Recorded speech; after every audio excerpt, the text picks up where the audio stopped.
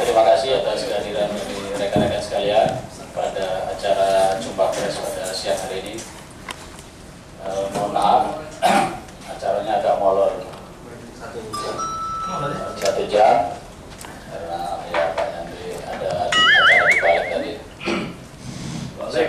Seperti yang saya sampaikan di undangan kemarin bahwa pada siang hari ini kita akan jumpa pers dengan 2 agenda utama. Yang pertama terkait dengan pilkada serentak, kemudian yang kedua terkait persiapan DPP PAN dalam rangka konsolidasi pelaksanaan musyawarah wilayah yang pada akhir bulan ini akan dilakukan dimulai di beberapa provinsi. Langsung saja saya perkenalkan di sebelah kiri saya, mungkin bagi rekan-rekan media tentu sudah tidak asing lagi, namanya Pak Yandri Susanto, Ketua DPP PAN bidang POK di fraksi Sekretaris Fraksi PAN, kemudian di Komisi Anggota Komisi 2 DPR. Mungkin itu perkenalan, nanti Pak Yandri akan menyampaikan beberapa hal, nanti kita lanjutkan dengan tanya jawab. Silakan Pak Yandri.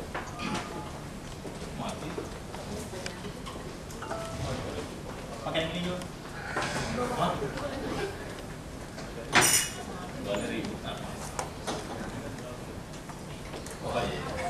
Ini berarti kerjaan saya. Baik, assalamualaikum warahmatullahi wabarakatuh. Selamat siang, salam sejahtera buat kita semua. Saya mohon maaf yang pertama karena terlambat, ada rapat balik tadi mendengar pengusul tentang undang-undang penjaminan yang perlu diambil alih ataupun dijadikan inisiatifnya balik. Nah, pada siang hari ini kawan-kawan wartawan ada beberapa hal yang ingin kami sampaikan. Pertama, kami bersyukur bahwa kongres itu berjalan dengan baik, diikuti dengan pemilihan pengurus sangat lancar. Kemudian pelantikan juga sangat bagus dan sesuai harapan kami semua. Setelah itu ada Rakernas 1 PAN tahun 2015 juga berjalan dengan baik dan lancar terhadap agenda-agenda Rakernas yang disusun oleh steering committee. Itu alhamdulillah disetujui oleh semua peserta Rakernas, diantaranya tentang tata cara permusyawaratan yang selama ini musyawarah wilayah tingkat provinsi dan musyawarah daerah tingkat kabupaten kota periode sebelumnya itu dilakukan dengan voting ataupun aklamasi, langsung menetapkan atau memilih ketua wilayah dan ketua kabupaten kota. Nah, untuk periode sekarang sesuai dengan peraturan partai yang menyangkut tentang permusyawaratan, maka pemilihan ketua wilayah ataupun ketua kabupaten kota itu tidak langsung memilih ketuanya, tetapi memilih anggota formatur. Anggota formatur lah yang akan menyusun siapa ketuanya, siapa sekretaris dan berikutnya. Anggota formatur pemilik suara terbanyak tidak otomatis menjadi ketua wilayah ataupun ketua kabupaten kota. Nah, terhadap hasil itu, DPP sudah mengirimkan surat kepada seluruh provinsi untuk segera melaksanakan musyawarah wilayah sesuai dengan amanat Kongres dan Rakernas paling lama 3 bulan pasca Rakernas. Nah, besok yang ingin kami sampaikan, besok DPP PAN sudah mulai keliling daerah dalam rangka musyawarah wilayah. Diawali dengan Provinsi Lampung. Besok siang di Provinsi Lampung akan dibuka langsung oleh Ketua Umum, kemudian dengan pengurus DPP yang lain, Sekjen, para Wakil Ketua Umum, Bendum, para Ketua DPP PAN, ada beberapa Wakil Sekjen. Dimulai dari Lampung, terus akan bergerak hari Sabtu ke Jambi. Jambi ini prioritas karena yang akan kami usung sebagai ketua wilayah itu adalah calon gubernur Jambi dari Partai Amanat Nasional, yaitu Saudaraku Zumi Zola dalam menghadapi pilkada serentak.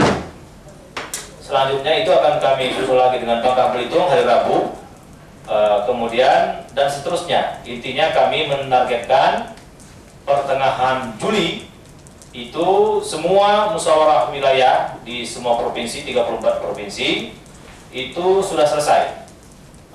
Kami tidak mengenal hari libur atau tidak libur, hari kerja kami gunakan untuk konsolidasi. Ini dalam rangka mempercepat konsolidasi internal, kemudian dalam rangka juga untuk menghadapi pilkada serentak. Nah, jadi kami sekaligus konsolidasi pergantian pengurus ataupun penyegaran pengurus.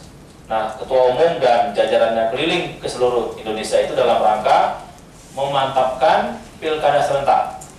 Yang kemarin kami terakhir hari Selasa kemarin sudah memanggil 34 tim pilkada dari seluruh Indonesia. Jadi provinsi dan kabupaten kota sebanyak 269 itu sudah kami undang ke Jakarta untuk menyampaikan progres ataupun perkembangan terkini terhadap pilkada serentak, di mana PAN mengusung beberapa kader dan PAN juga mengusung kader lain dalam arti berkoalisi. Nah, itu belum kami putuskan secara formal sesuai dengan amanat Undang-Undang Nomor 8 Tahun 2015 bahwa KPU-KPUD itu dalam pendaftaran nanti adalah SK DPP atau Dewan Pimpinan Pusat Partai Politik yang mengusung pasangan calon.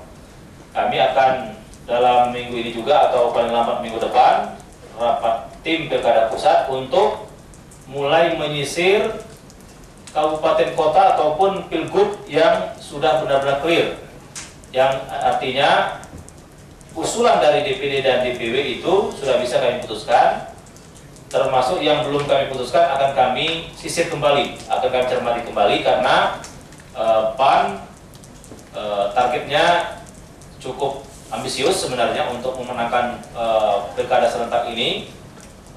Yang saya katakan tadi, banyak dari kader PAN yang kita usung, baik itu incumbent maupun pendatang baru, maupun kita berkoalisi dengan partai lain, mungkin juga mengusung kader partai lain, atau kita mengusung tokoh masyarakat sesuai dengan kebutuhan daerah masing-masing. Nah, itu mungkin yang perlu kami sampaikan. Sekali lagi, DPP PAN akan memulai roadshow untuk menyelesaikan konsolidasi di tingkat provinsi. Setelah itu akan kami ikuti di tingkat seluruh kabupaten kota, selanjutnya di tingkat kecamatan, sampai ke tingkat desa nanti, yang targetnya insya Allah 2017 sampai ke tingkat ranting sudah selesai semua. Itu mungkin rekan-rekan wartawan yang ingin kami sampaikan pada kali ini. Intinya sekali lagi kami bersyukur bahwa PAN ini jalur ataupun tingkat konsolidasinya insya Allah dari Kongres sampai sekarang itu berjalan baik dan rapi. Terima kasih. Assalamualaikum warahmatullahi wabarakatuh. Silakan. Cuma nanya ya. Ya. Terkait itu Bang, ini kan pilkada serentaknya sendiri masih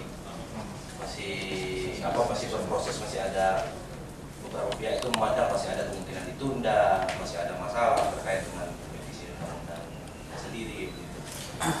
Nah, kalau soal persiapan daerah tadi Menteri Dalam Negeri udah nyampein penjelasan soal persiapan daerah yang katanya belum siap itu sudah mulai gitu, sudah akan didorong oleh keluarnya sejumlah peraturan dari Mendagri. Tapi kalau di DPR RI sendiri kan ada yang soal revisi undang-undang pilkada diserahkan ke Balik. Nah, kebetulan anggota Balik juga. Nah, ini besar juga penolakan dari ya ASN atau parpol-parpol yang ada di DPR juga untuk menolak prosesnya. Nah, prosesnya sendiri gimana ya untuk revisi itu sendiri? Sudah sejauh mana dan akan seperti apa? Terima kasih. Ya, kalau terkait dengan diundur atau tidak diundur pilkada itu kan kasuistik ya. Yang KPU merilis minggu kemarin itu sebanyak 60 daerah yang belum siap. Yang belum siap ini kita nggak tahu detailnya bagaimana, tapi kebanyakan masalah anggaran. Nah, kalau itu yang diumumkan oleh KPU betul-betul tidak siap, untuk 269 itu 60 yang tidak siap, ya sekira mungkin ini nanti dimasukkan ke pilkada serentak berikutnya. Tapi untuk tahun 2015 karena perintah undang-undang itu tidak bisa ditawar-tawar.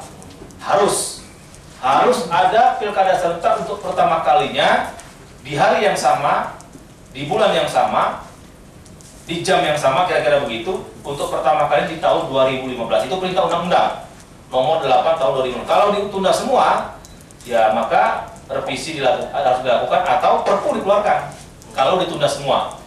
Tapi kalau misalkan dari 269 ada yang ditunda betul-betul karena tidak siap atau karena kejadian luar biasa, itu menurut pandangan fraksi PAN tidak perlu mengganggu yang sudah siap, tapi itu ditarik kepada semester kedua.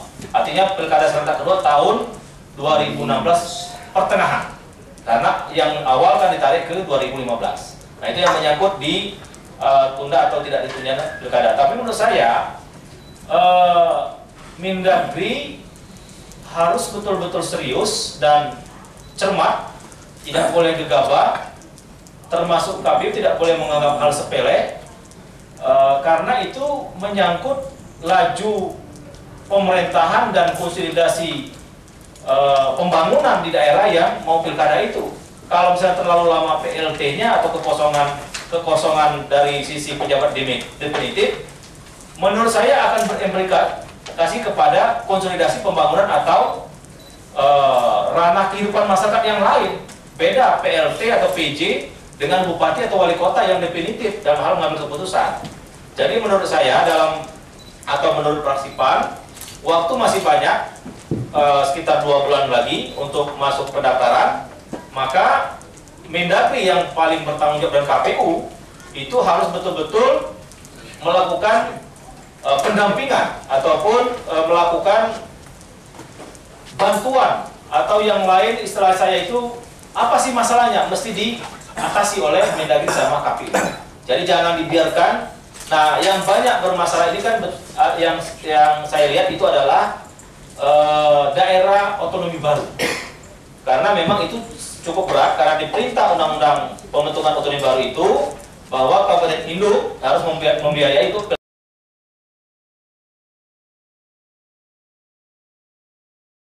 pertama kali. Kemudian belum biaya yang lain, ya memang Kabupaten Induk sangat berat. Mungkin kalau Kabupaten Induk yang lebih nggak bisa, ya daerah otonomi baru nggak punya dana. Implikasinya begitu. Tapi karena ada perintah dari Undang-Undang nomor 8 itu adalah APBD dan APBN, menurut saya tadi saya katakan KPU dan Mendagri itu harus duduk bareng untuk menyelesaikan persoalan yang ada di daerah yang sedang ada kendala itu. Nah, kemudian yang menyangkut revisi undang-undang. Undang-undang itu sebenarnya untuk direvisi ataupun ada undang-undang baru memang sangat gampang untuk diusulkan, ya. Tergantung nanti mekanismenya lanjut atau tidak.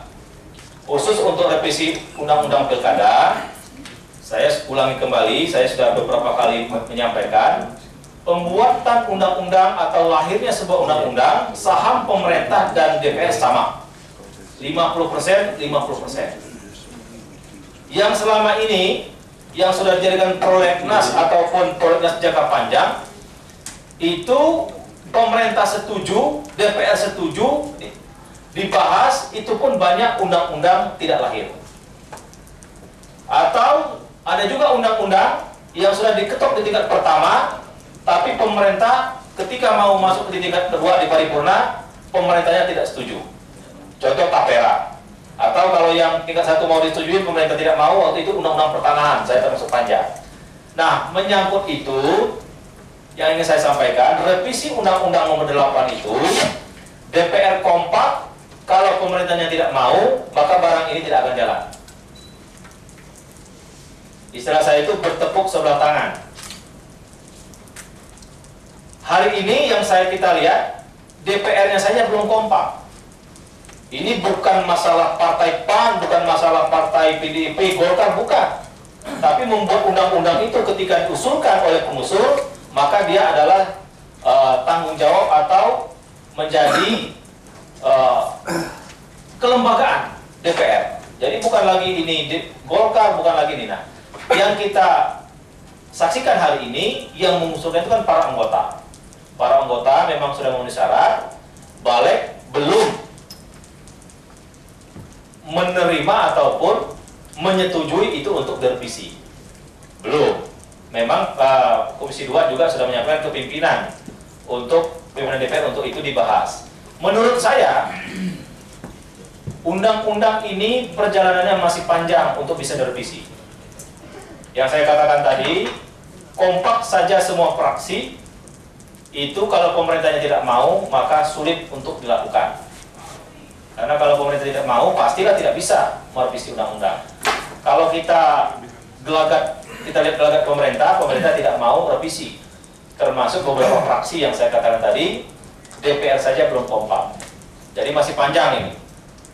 Walaupun menurut kita, menurut fraksi PAN, itu revisi itu tetap diperlukan.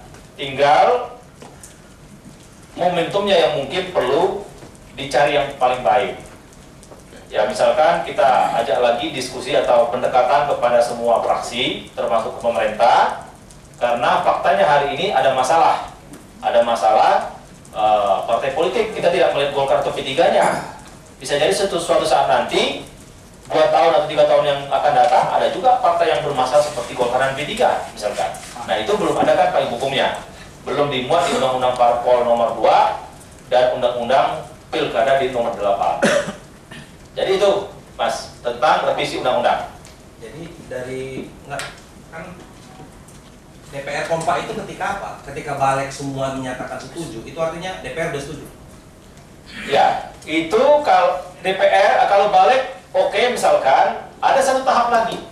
Balik akan mengirimkan naskah akademik dan naskah RU itu kepada paripurna. Paripurna menyetujui untuk dibahas, kemudian ini menjadi tanggung jawab siapa? Apakah dikembalikan kepada Komisi 2 sebagai pengusul atau dibentuk pansus? Kalau di Komisi 2 biasanya panitia kerja panjang. Cuma kalau udah lintas komisi itu namanya panitia khusus. Atau bisa juga dibalikan ke balik. Nah, itu makanya dari balik, kalau balik sudah setuju, kalau tidak setuju ya berhenti di situ. Ya kan?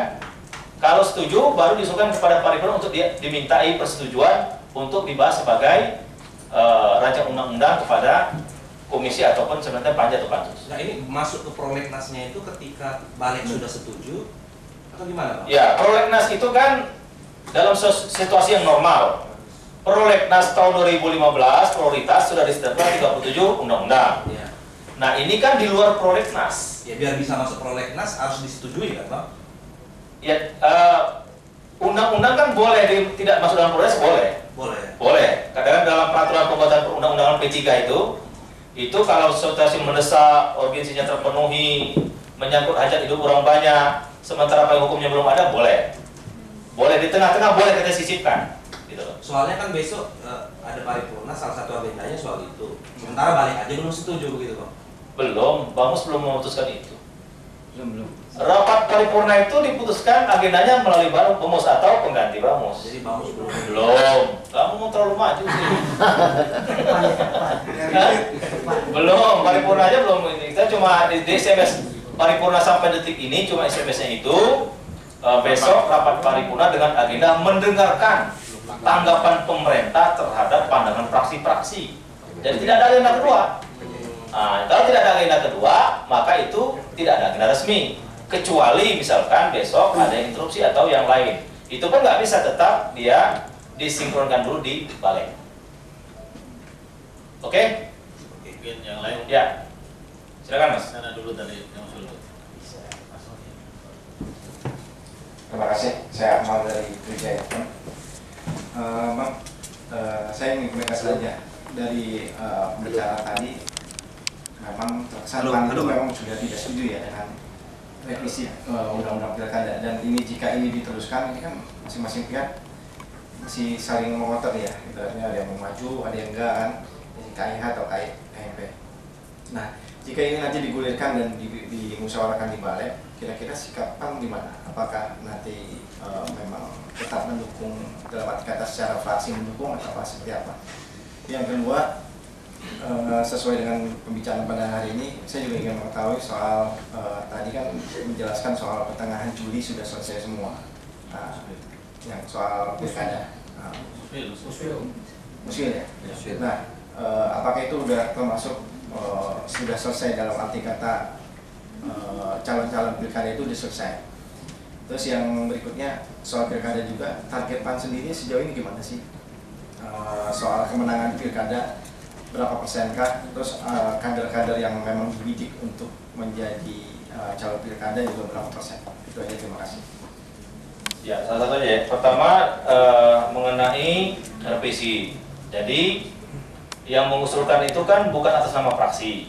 Jadi 27 orang itu atas nama anggota. Dan PAN ada di situ. Namanya Saudaraku Amran. Bukan semuanya ya? Enggak. Kan anggota komisi kan 54 orang. Ya, maksudnya yang dari PAN. Satu aja. Ya usul kan nggak mesti semuanya, ya kan?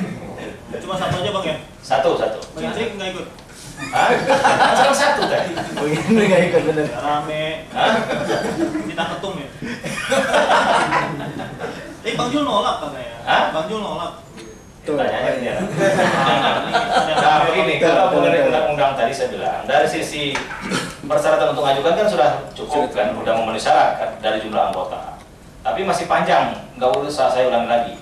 Nah, sikap fraksi PAN memang secara resmi belum ada.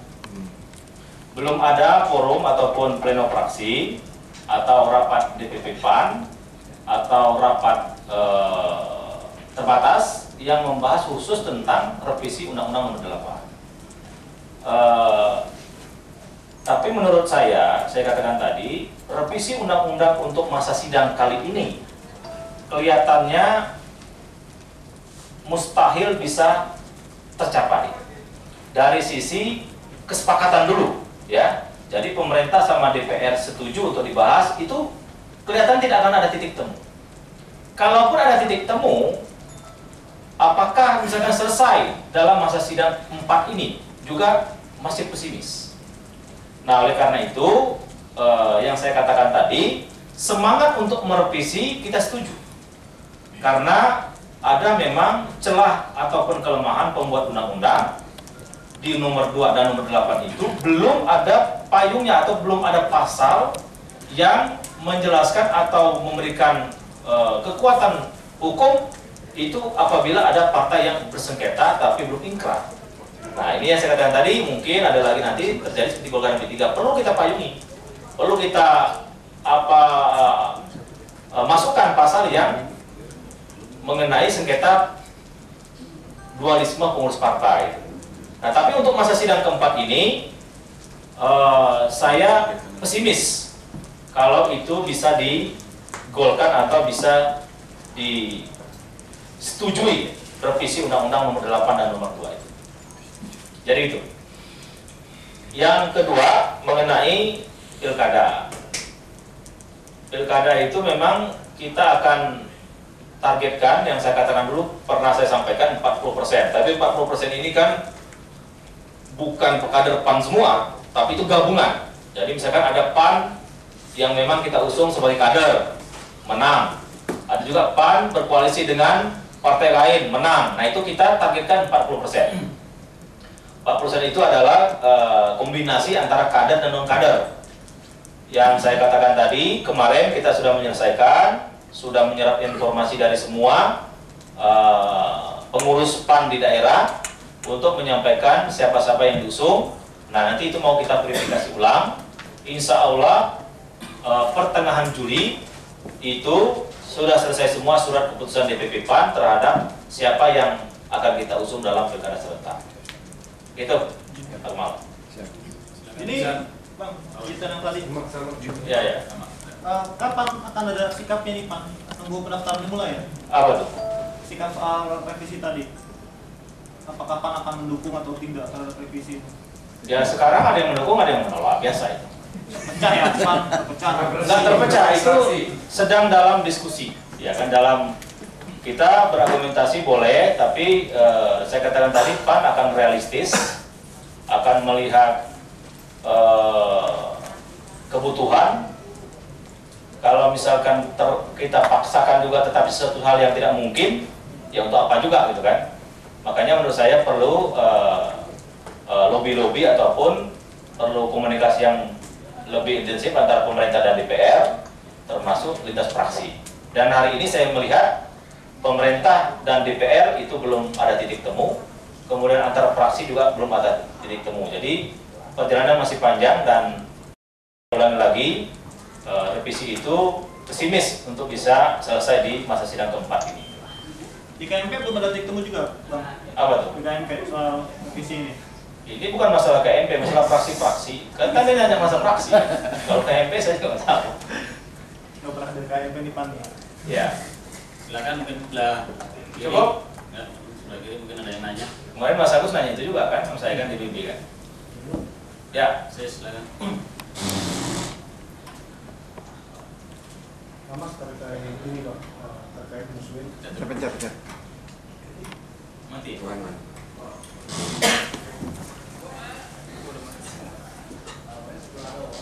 Ya, perkenal. Iya, cukup. Oke, kalau terdengar nggak apa-apa. Dulu Pak. Nah, Bang, terkait muslim ini agak menarik. PAN kali ini dalam mengusulkan muslim untuk pemilihan pengurus di daerah, baik itu kabupaten kota, DPC, seperti ini. Pertama, mekanisme yang berubah dengan musyawarah mufakat. Yang kedua, ini pemilihannya pembentukan tim formatur dulu, bukan pemilihan yang biasanya ini kan pemilihan dulu Langsung. ketua terpilih baru bentuk formatur bentuk pengurusan. Ini bentuk formatur dulu baru memilih ketua. Ini agak aneh. Mengingat juga kemarin kongres itu kan dengan pemilihan secara terbuka, tidak melalui musyawarah mufakat. Ini dikhawatirkan ini merupakan skenario memang tim formatur ini untuk setidaknya skenario dari pusat untuk bagaimana di daerah-daerah ini merupakan orang-orang diisi oleh orang-orang yang dulunya milik yang seberang, bukan milih yang milih. Ini salah satu untuk kayaknya melihatnya kayak ada skenario untuk tidaknya membersihkan kemarin-kemarin yang tidak memilih ketum terpilih sekarang gitu. Dan kedua masalah tudingan baik terpatri kepada acara jasa ini kok beda seperti saya melihat PAN ini berbeda seperti Demokrat ketika SBY diserang oleh Sudirman Said. Semuanya ada fraksi resmi, DPP resmi. Ini PAN ini ada main-mainnya. Walaupun ada yang bersuara hanya perorangan, ini kenapa nih? Apakah memang Pak Hasan yang udah banyak power di PAN sehingga nggak ada sikap resmi DPP untuk fraksi terkait tudingan itu? Dan sekian, terima kasih saya dari saya. Ya. Mengenai pola atau sistem dalam menentukan ketua wilayah dan ketua kabupaten kota. Justru ini kami tidak mau ada eksis yang kurang baik dari kongres. Kongres itu kan kelihatan belahannya gitu kan, belahan si A dan si B. Nah, kita tidak mau itu terjadi di wilayah. Kita ajak semua, kita rangkul, ayo bermusyawarah dengan baik. Tidak perlu ada kubu-kubuan, tidak ada kalah menang lagi. Nah, kita khawatir kalau misalnya itu dibubarkan ataupun diteruskan dengan sistem head to head ataupun voting terbuka atau tertutup, intinya ada grup-grupan itu konsolidasi internal bisa terganggu. Nah, kita tidak mau eksis kongres itu bisa mengganggu konsolidasi di wilayah. Nah, makanya kita minta musyawarah mufakat. Tapi musyawarah mufakat itu ketika ada sudah terpilih anggota formatur. Sisi demokrasi masih terpenuhi, Mas. 4 orang ini itu akan dipilih oleh peserta muswil. Contoh Lampung itu sudah mendaftar 21 calon anggota formatur. 21 orang. Yang akan kita ambil 4 orang. Nah, 21 ini akan dipilih oleh peserta muswil. Kita ambil nanti 4 terbesar. 4 terbesar ini yang akan bermusyawarah untuk menentukan ketua, formatur, sekretaris dan lain-lainnya. Jadi tidak ada juga istilah pembersihan atau enggak, semuanya punya hak yang sama sebenarnya. Tapi benturannya tidak terlalu keras, gitu loh. Karena di peraturan partai itu suara tertinggi itu belum tentu terpilih ketua formatur, gitu loh. Jadi ada ya. Kalau tadi 21, misalkan kayak Lampung 21, Ya. formatur terpilih, lantas terpilih 4 orang. 4. Ini yang memilih siapa? Pusat atau dari Peserta full muswil dari seluruh DPD Selampung sama DPC Selampung kecamatan. DPP tidak ada intervensi, nggak ada. Nah, jadi kalau ada istilah pembersihan, justru kita ingin merangkul semuanya, gitu. Sehingga dari pemilihan anggota formatur itu tidak ada pihak yang dipermalukan, tidak ada pihak yang merasa menang, atau tidak ada pihak yang merasa dikalahkan, gitu.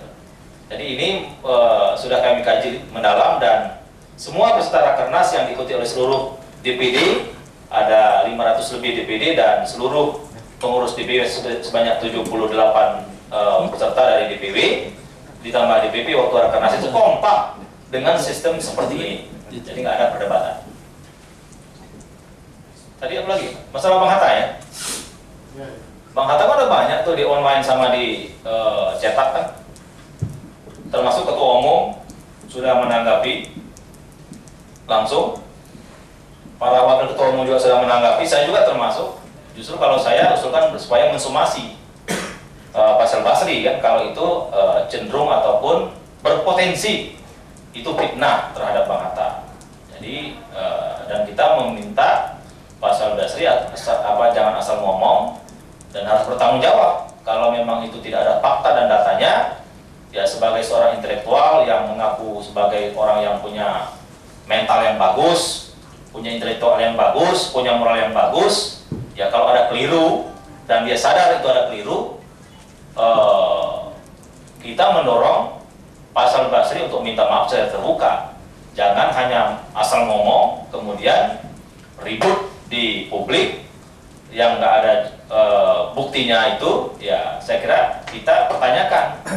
Kalau Faisal Basri tidak mau minta maaf karena tidak ada data, tidak ada fakta, kita pertanyakan intelektualnya Faisal Basri.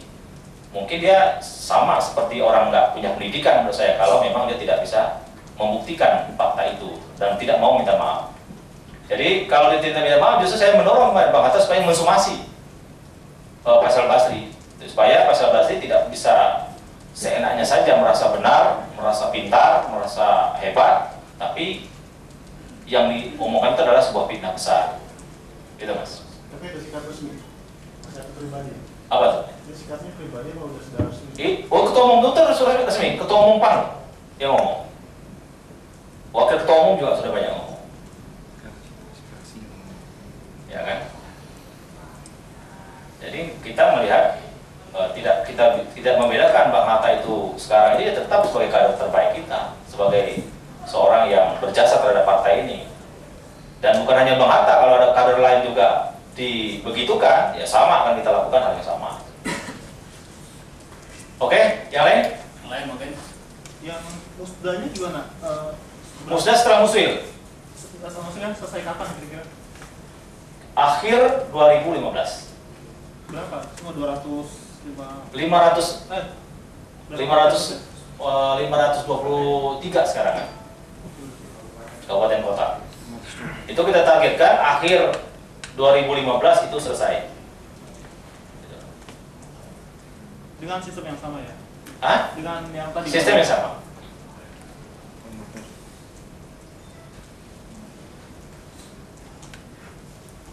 Oke, cukup? Cukup, terima kasih kawan-kawan wartawan. Mudah-mudahan informasi yang kami sampaikan bisa bermanfaat untuk seluruh rakyat Indonesia. Mohon maaf kalau ada salah. Wassalamualaikum warahmatullahi wabarakatuh. Nanti koordinasi dengan Pak Suni ya. Pendukung yang sudah ada punya kualitas dan punya kuantitas gitu. Modal awal sudah ada. Dan tidak ada orang main coba-coba, terlalu banyak coba-coba, karena pengalaman dulu, karena syarat terlalu rendah. Bayangkan di Bengkulu tuh pernah 12 pasang yang maju, gitu loh. Kalau misalkan sebaran penduduk itu nggak kita naikkan, maka membuka peluang sangat banyak. Sementara sekarang itu pilkada sekarang ini kan nggak ada istilah 2 putaran, 1 putaran. Nah bayangkan kalau calon independen itu banyak sekali, tingkat yang terpilih itu mencapai 10%, 5% kan legitimasinya kan berkurang. Gitu loh. Jadi kita ingin membatasi itu. Jadi kita mulai saring kualitasnya itu dari sisi persyaratan. Di awal. Coba kalau misalnya syaratnya mudah, orang berlomba-lomba atau dia berkomplot. Udah kita maju semua. Nanti siapa yang menang, silakan kan gitu kan. Nah, itu juga nggak bagus gitu. Karena nggak ada istilah 2 putaran sekarang. Dan itu harus di KTP. KTP. KTP, KTP dan KTP yang masih diakui. Itu turunan Perpu aja ya atau dalam pembahasan kemarin? Pembahasan Bukan turunan Perpunya. Ya? Perpu Pengetatannya bukan dari Perpu kan? bukan Di pembahasan.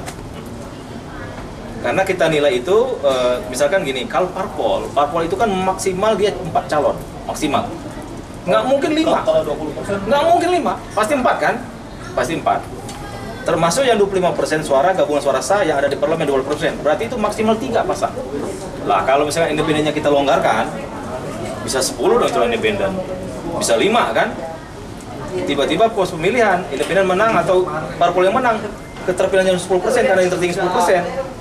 Legitimasinya berkurang. Nah itu alasan. Hasbabun nusulnya kita kan nomor 6.